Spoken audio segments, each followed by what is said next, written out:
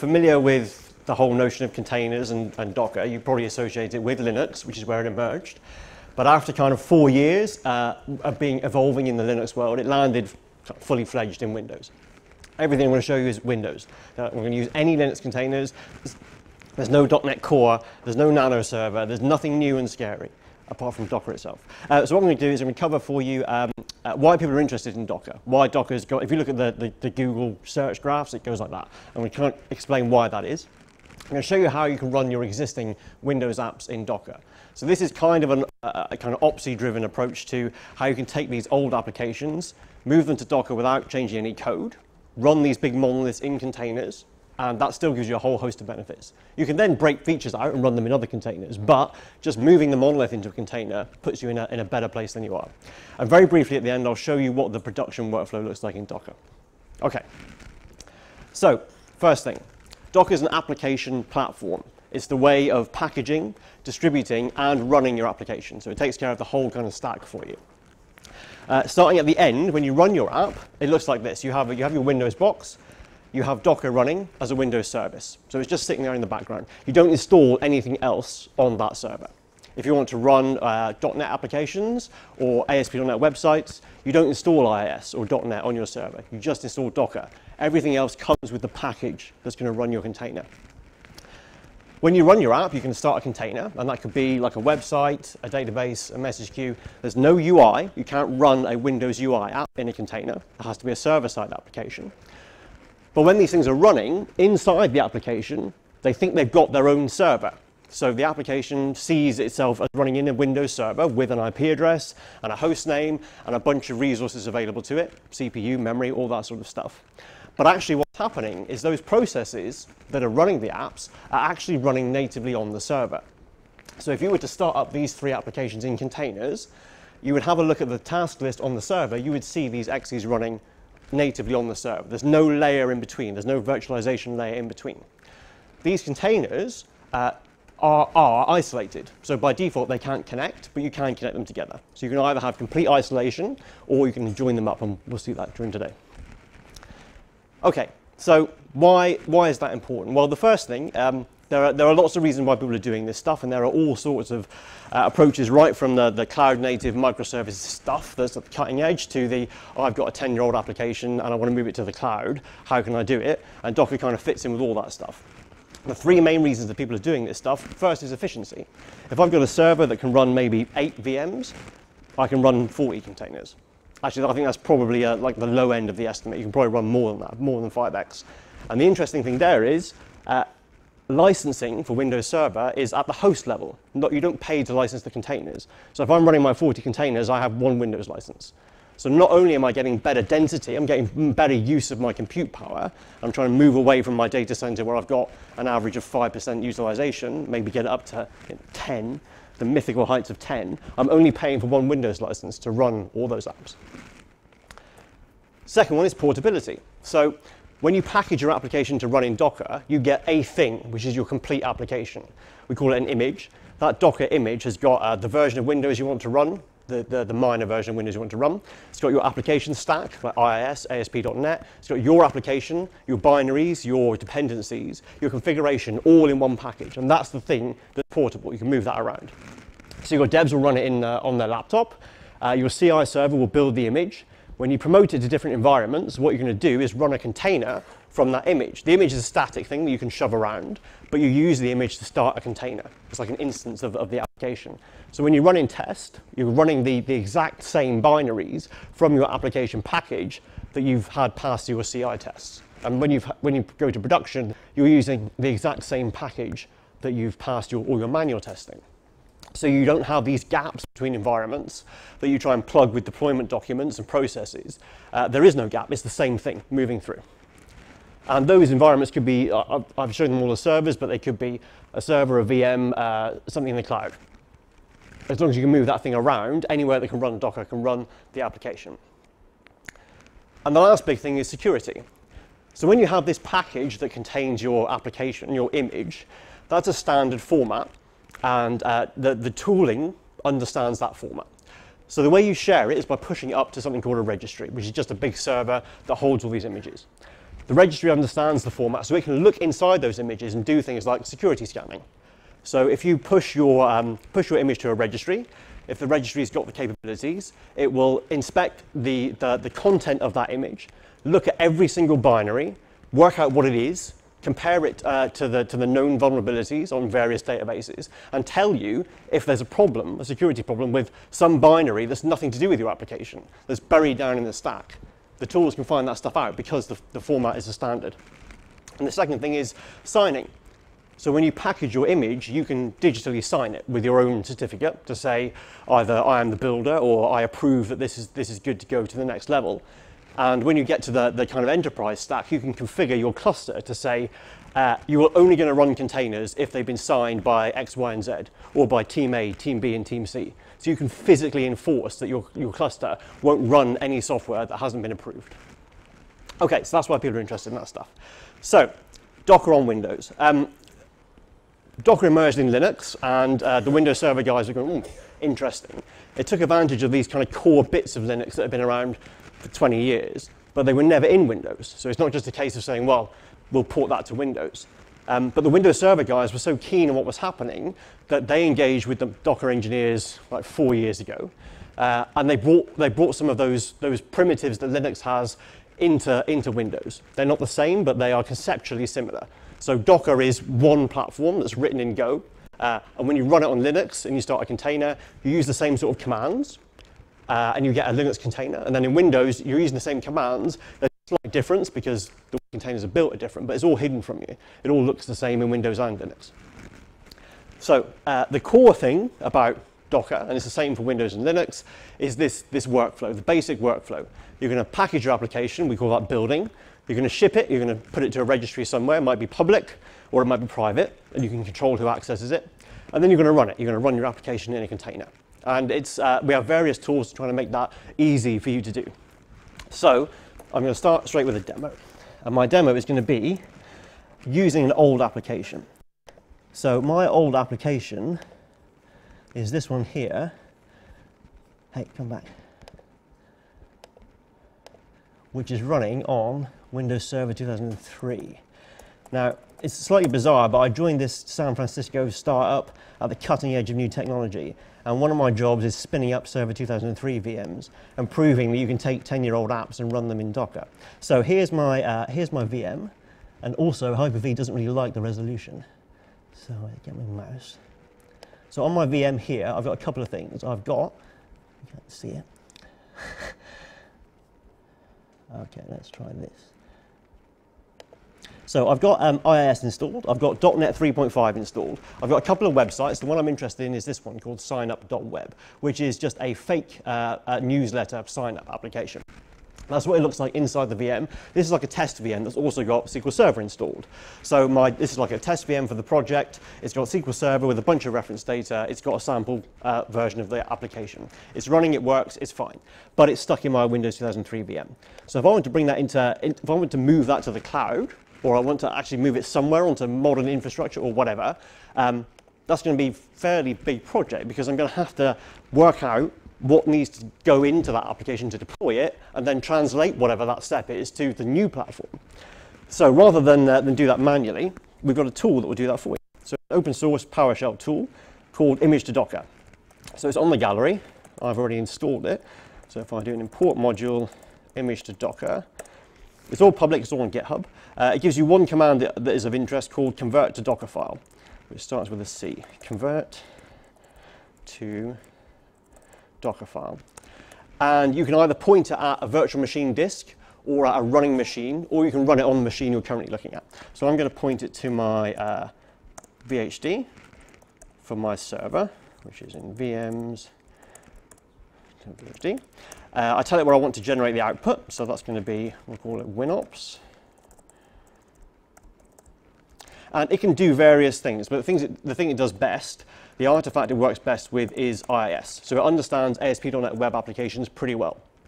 If I run this now, it will pull out all of the web apps into one Docker image. But you don't really want that. You want your container should do one thing. So you should have one application running in your container. So the tool kind of understands that, and I can put a parameter in to say the one I want is signup.web. And I'll make it verbose so you can see what's happening.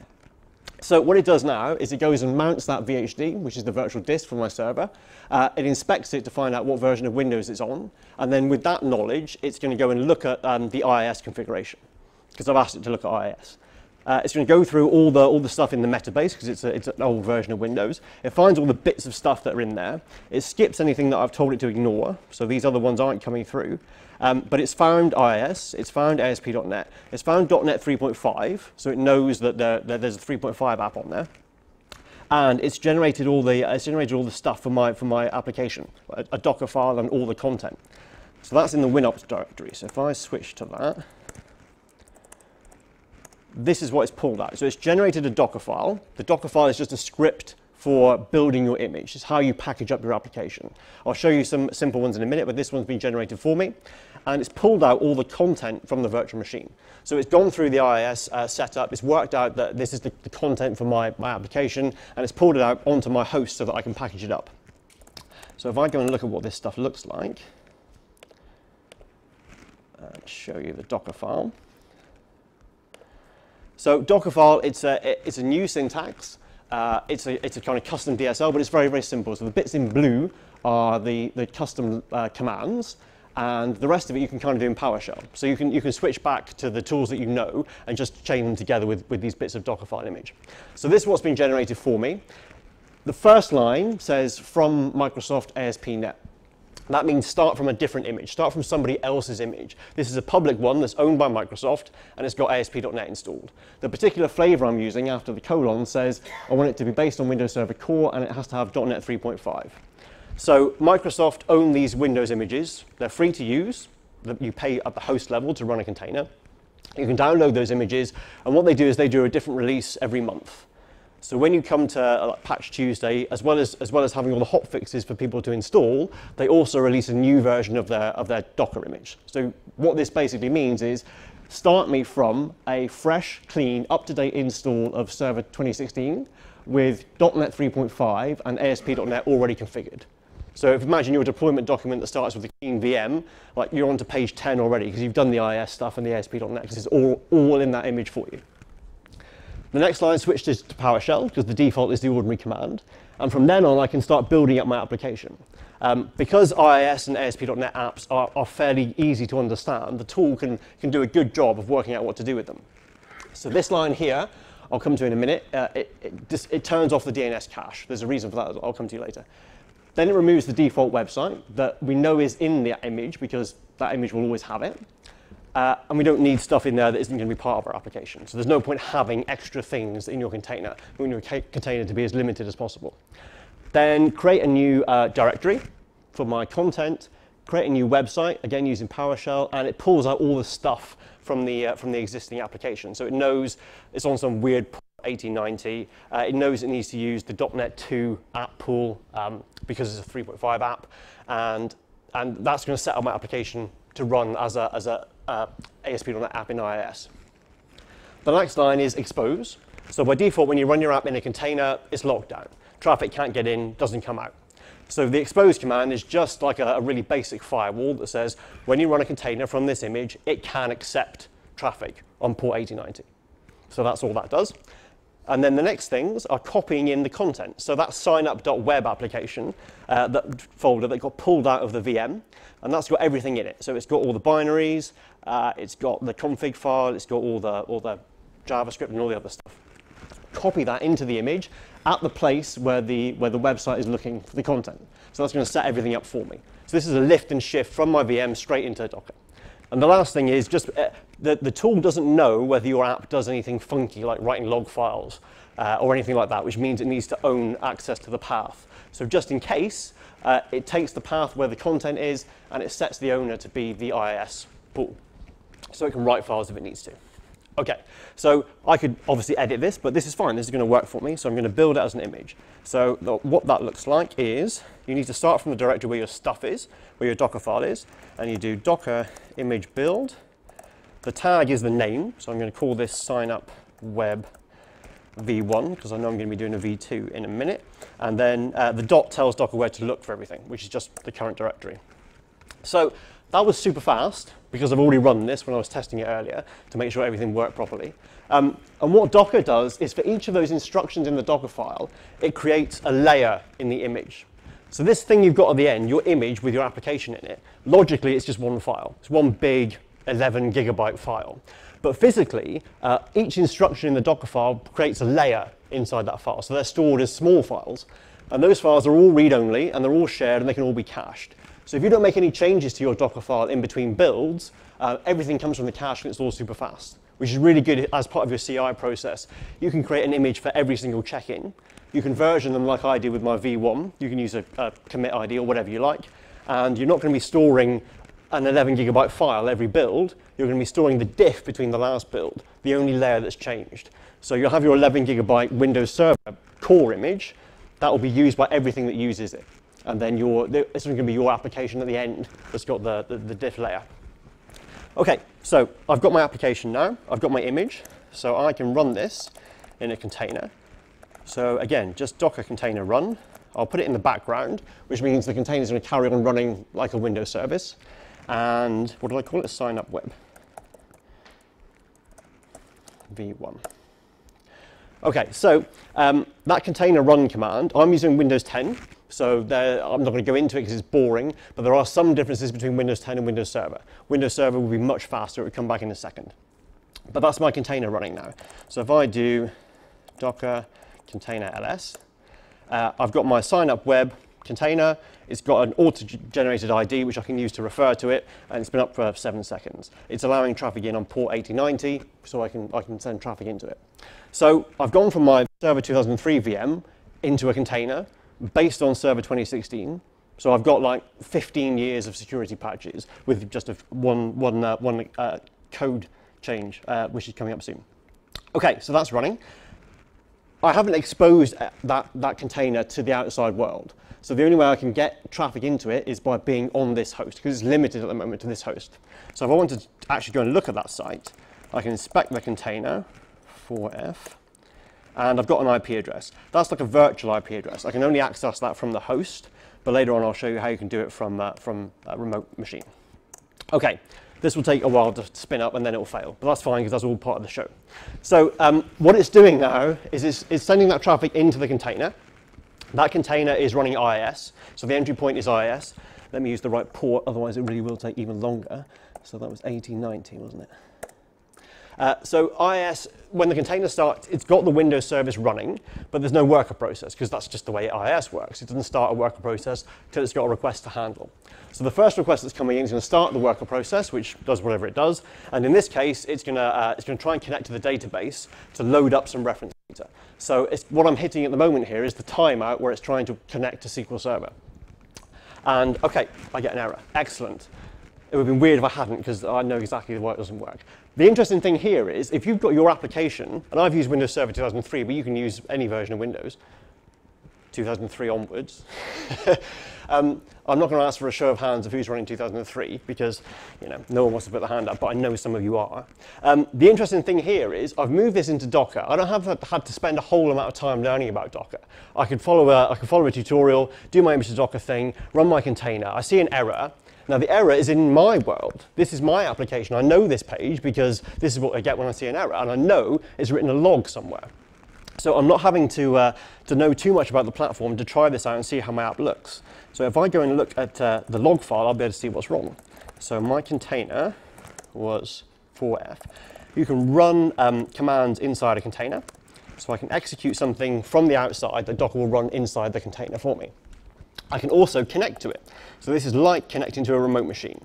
So I'm going to run an interactive command so I can talk to it, and I'm going to attach a terminal so I can see what's going on. And my container is called 4F. I'm just going to run PowerShell. So this is like remote desktoping into Windows Server Core, where all you've got is PowerShell. So this is PowerShell now inside my container. So because I'm in here, and because I've done this before, I know where the log file is, which is in website, app data. And here, I've got a log file. And if I look at that, it'll tell me what's wrong. And again, this is my world, so I understand this. So if I'm a Docker newbie, this isn't a big problem, because somewhere in here it'll tell me, could not open a connection to SQL Server. OK, so that makes sense because on the VM, SQL Server was running locally, and now I'm running a container that's on its own. There is no SQL Server. So I can see that in the web config file.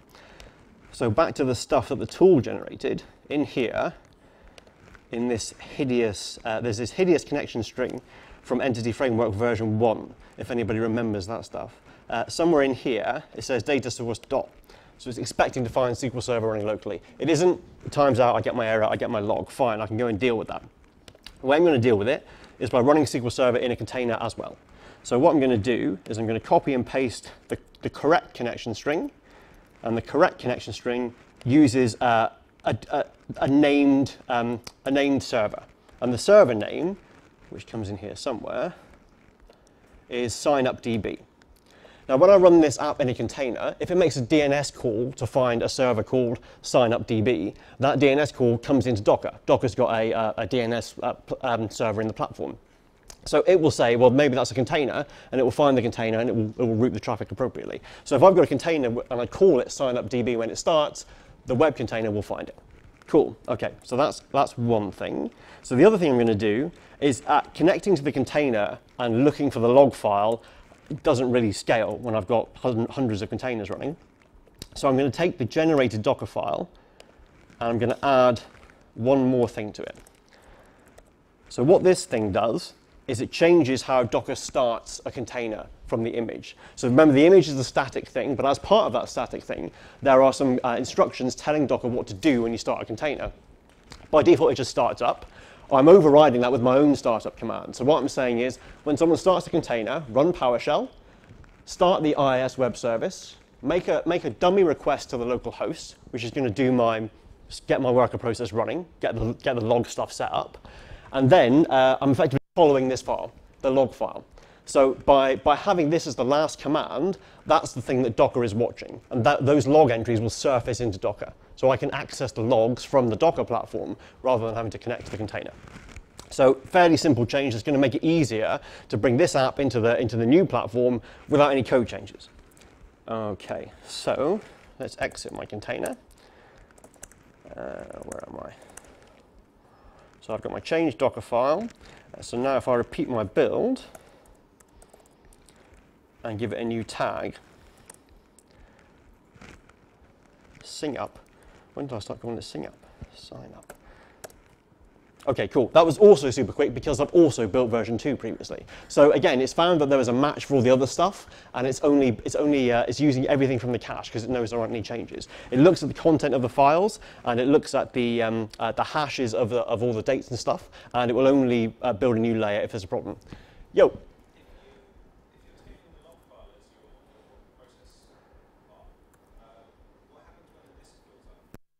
What disk? The host? No, so inside the container, so storage is a separate thing. You can either run a container, by default it will use the host storage. So if I'm running on I've got a 100 gigabyte disk, the container will see it and it will fill it up. You can also disconnect your storage from your container, so I can point it somewhere else. But yeah, that's a fair point. This is a crude way of doing that, but it means you don't have to change the code.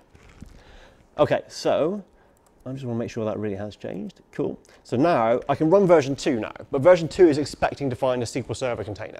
And I could do the same thing and do Docker container run, but I have to make sure I give it the right name and make sure it's set up in the right way. So instead of running just one container, I'm going to use another tool called Docker Compose, which is a tool for when you have multiple containers that represent a single solution. So in my case, I've got 2 containers now. I've got my SQL Server, I've got my web application. All Docker Compose does is it takes the Docker run command and puts it into an easier format to read. So I could do Docker run my signupdb, which is my database, and then do Docker run signup-web. But by putting it in the Compose file, I'm defining this multi-container app. And this is portable now. So if I give someone my Compose file that could have 10 different services in there, as long as they can access the images, they can run it on their machine. So I can have this as complex as I want. OK, so there's my Compose file for demo 1. And what I'll do is change to that directory and just do Docker Compose up. So what that's going to do, the D just means put it in the background, like the detached flag. So what that's going to do is it's going to look at the content of the compose file. It's going to see there are 2 services defined, and then it will look at what's currently running in Docker. And it will do a diff, basically, and it will look at the compose file as the desired state, and it will spin up whatever it needs to make the current state look like the desired state. I didn't have a database running, so it's created it. It creates that first, because I've said there's a dependency from the web app to the database, and now it's created my web application, which is version 2, which has that, hopefully has the fix in it. So now I've got the new version of my app running. I've got a single file which defines how to start up all the things. And as my solution evolves, that compose file will get bigger. But it's all in one place, and that's the same thing that I'll use on my dev laptop, on my test server in the data center, on my cluster in the cloud or wherever. That is also a portable thing. So I've now got a few containers running. V2 is this one here. I'll do the same thing again and find the IP address.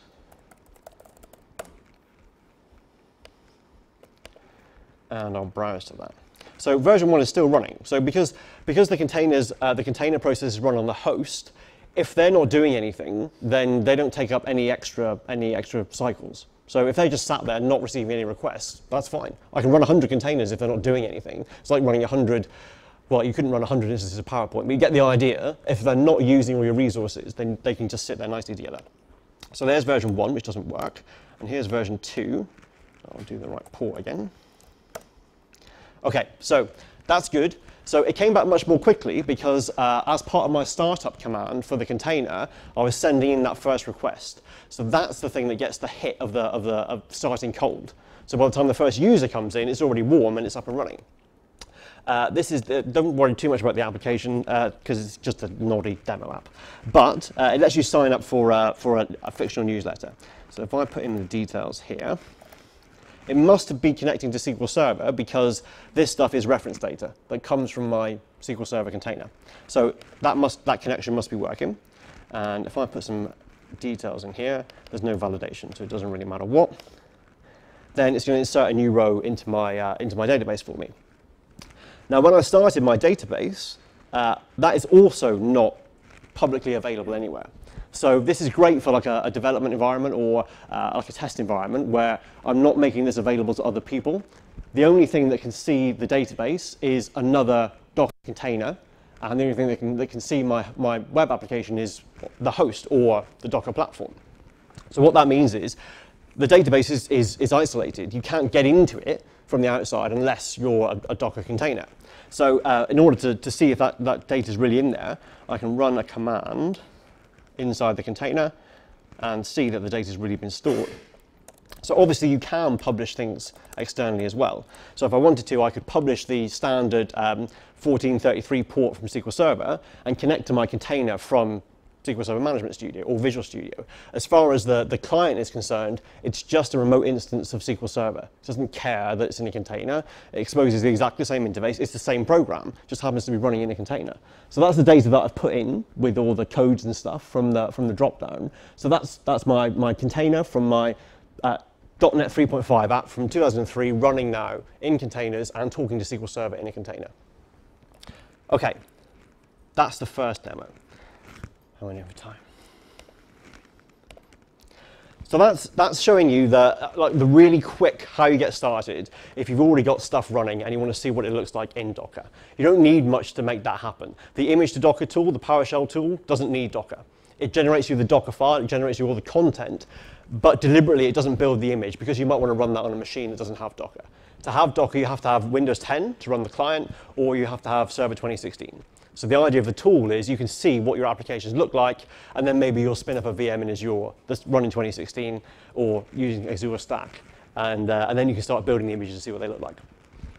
So that Docker image build that I ran, I already had my Docker file because the tool generated it for me.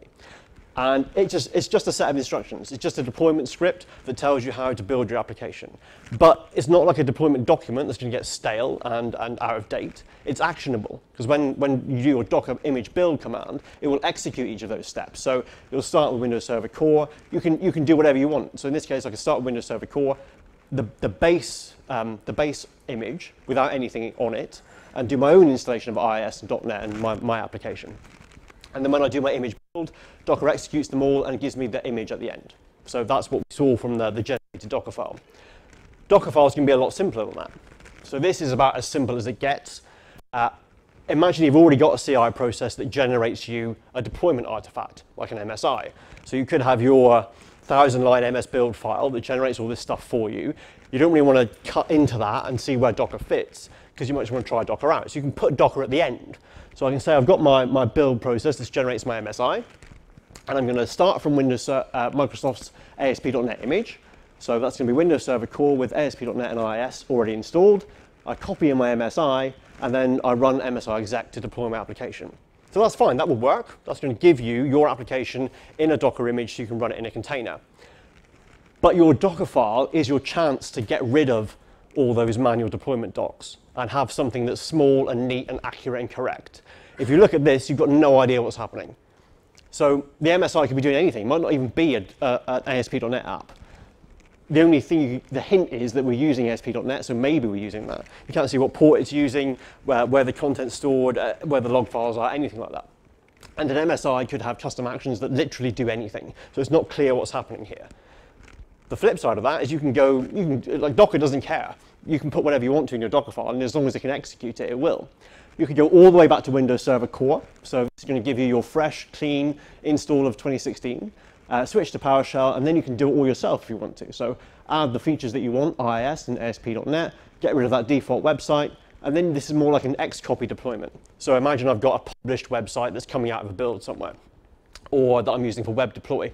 I'm copying in that web folder into the image again, and then I run new website to set it all up with ASP.NET and IIS. This is a lot clearer, so I can see where the stuff actually lives in the image. I can see what port it's using. I can see that it's exposing the right port because that matches, and it's telling me what happens when it starts up. So in this case, I'm using a separate startup script because there are a few extra bits and pieces that I want to happen. But I could write them all in here. It would just be longer. So this is the thing that's a lot clearer to see how your app's being packaged and what it looks like when it runs. And this is the thing that's maybe going to bridge the gap between the dev team and the ops team.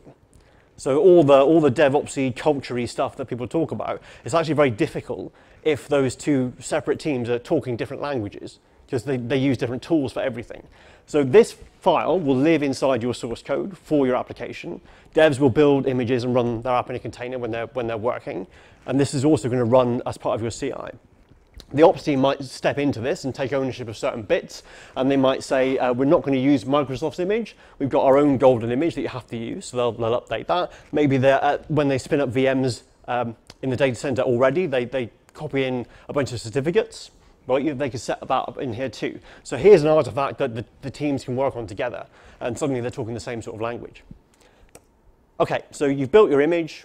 When you build it, it sits on the place that you built it, on your laptop or on your CI server. You push it to a registry, and that could be the free public registry, or it could be a private one that's running in your data center or the cloud. They're all kind of the same. They don't really care whether it's a Windows image or a Linux image, and the access control comes on top. So there's the Azure Container Registry, AWS has one, Docker has one that you can run in your data center. They all work with the same way, but they add their own functionality on top. So Docker Hub is one of the reasons why Docker got so popular. This is way out of date, and there were 8 billion pulls of images in January last year. It's more like 15 billion now. That pull means somebody has got an image from Docker Hub and brought it onto their machine.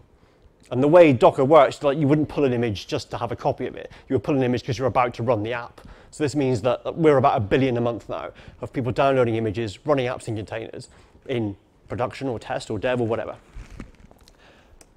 And then when you run your application, you do that. You do Docker container run.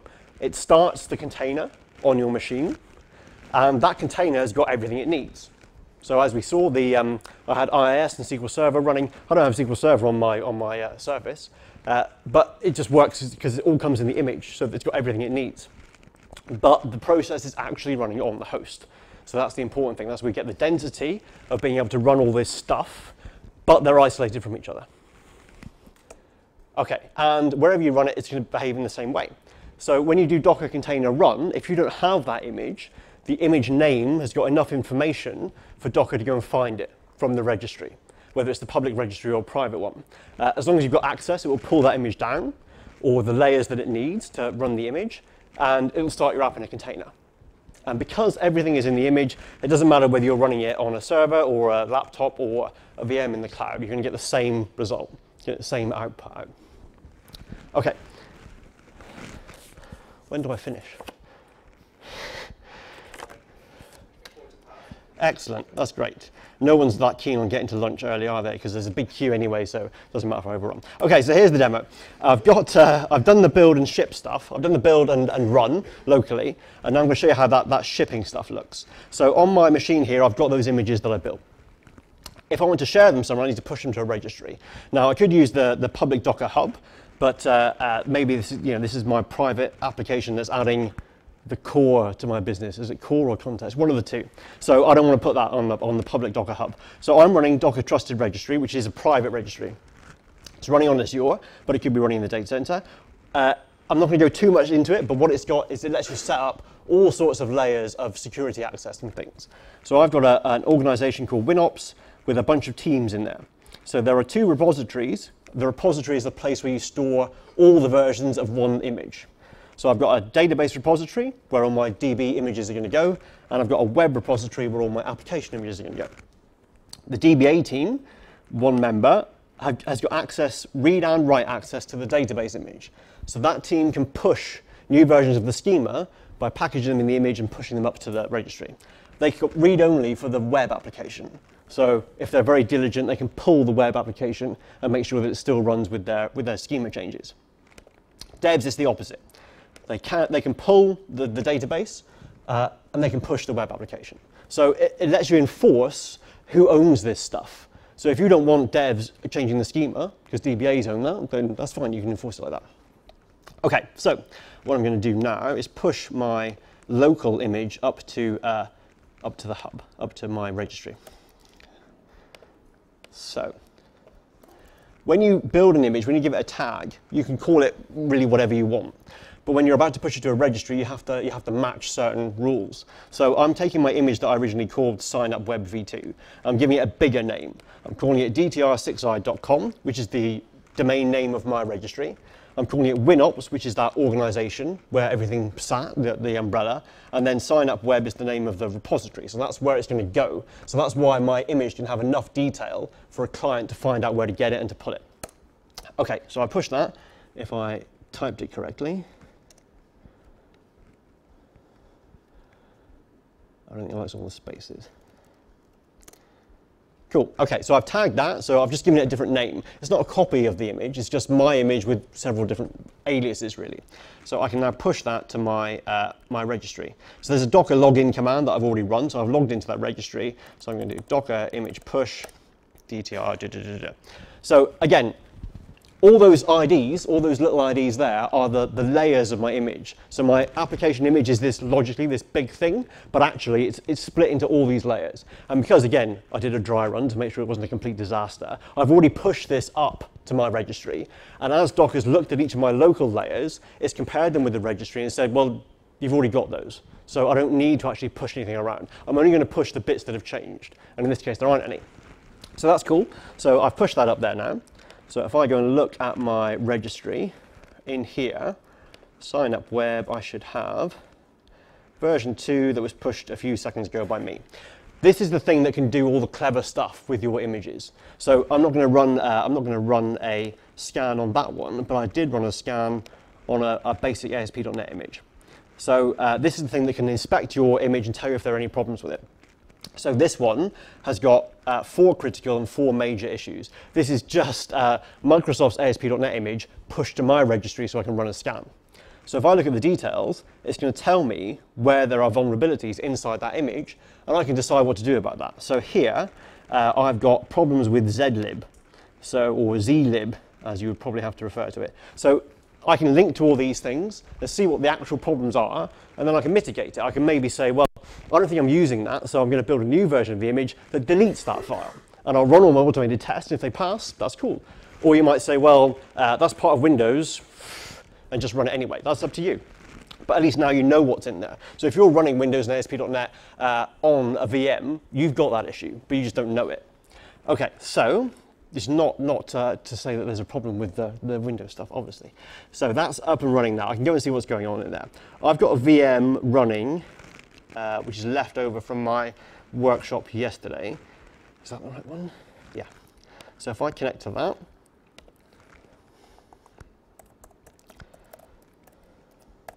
very tempting to read out your password when you're presenting.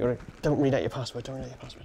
So this is VM in Azure. So it's running in Azure. Microsoft have a VM image called Windows Server 2016 with containers. It's got Docker already installed. So all I've done is signed in and pulled some images so the demo would be a bit faster. Also on here, I've got a Docker Compose file. And it's very similar to the, let me do it in Notepad so that you can see it. It's very similar to the one that I've already run locally, but I'm using these full image names. So as long as I've got access to those images, Docker will pull them down. The other thing that I'm doing is I'm publishing the port for my web application, but I'm mapping it. So inside the container, it's listing on port 8090, but that's no good to me because this is a public website now. So I'm mapping it to port 80. So when I run this, any traffic that comes into the VM on port 80 will go into the container and the response will flow back out. And it's exactly the same command to make this run. So I'm going to do docker compose up-d to put it in the background. It's already got those images, again, because I downloaded them. What it's doing here behind the scenes is it's doing a Docker image pull to pull the latest versions from the registry. It's seen that there's no differences, so I'm not pulling down any layers because it's the same application, and it's starting the containers. It looks the same, and I can do a docker container ls. And we'll see those applications are running now. So they've got different names because I gave those the images different tags, but it's the same content, and this is how I would progress through my different environments. So now this is where it gets scary. I've got a DNS name here, so I should be able to browse to that, and the content will be directed into my container. So it's the version 2 of my web application, so I shouldn't have any problems. And there we are. Cool, excellent. So I've gone from Windows Server 2003 with my old application installed. I've pulled it into Docker. I've got it working locally. I've pushed it to my registry. I've done my security scan. Well, I'm happy with the results. And now it's running in the cloud. And the tool I used, so yeah, there was some manual tweaking, but that tool, it's all open source. It uses a template for the basic image for writing your Docker file. So you could automate all that. So we had a client I won't name, but you know, they're a sponsor of this event, and they were looking at all their internal services. And they've got like over 1,000 apps that are running in Azure. Little small things that have been gathering dust for years, not actively being developed, most of them, but actively being used. And they were looking at how they could wrap this tool up in some other automation and just say, there are all the VMs, go and make a Docker file for all of them, and go and build the images and spin them all up, and then we'll just go and see what's happening. So having that tool is a useful thing, but it's not required. You can write your own Docker files. Okay, so let me spin back to my session. Okay, so I said at the beginning I wasn't going to talk about Linux. Not strictly true, because I've got some slides about Linux. Annoyingly, one of the keynote speakers stole my joke. So I was going to do this and then do the heart, but you know, I'm not going to do that now. So Docker works in the same way on Linux and Windows. So I can have, on Windows, I have my Windows service running Docker. I run my application in a container. The actual process runs on the host. Fine.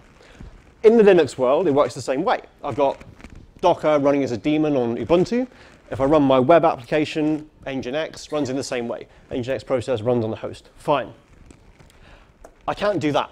I can't take my Windows image and run it on Linux because the process runs on the host. The host has to understand how to run the process. So firstly, Ubuntu's got no idea about NTFS. It can't read the files. And even if it could, it would have no way to start an exe because it doesn't know what any of that stuff means. And the same is true vice versa, but that gets a bit more complicated. So you will never be able to take a Windows image and run it in Ubuntu because it doesn't have enough of the Windows subsystem to be able to do anything with it.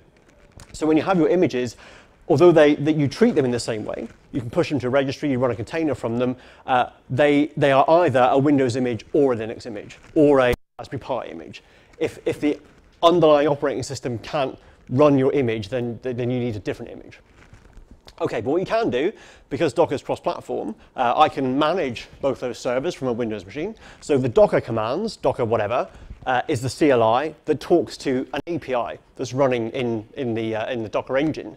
So I can connect to a remote Docker server, and I can manage Windows from Linux and Linux from Windows. That's fine.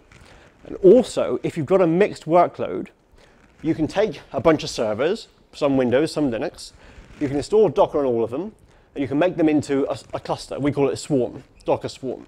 It's really easy, it's a couple of commands. And they all join the swarm, and then you manage them all in the same way, either with your command or with a fancy UI, which I now don't have time to show you, but I can show you later on at some other event. Cool.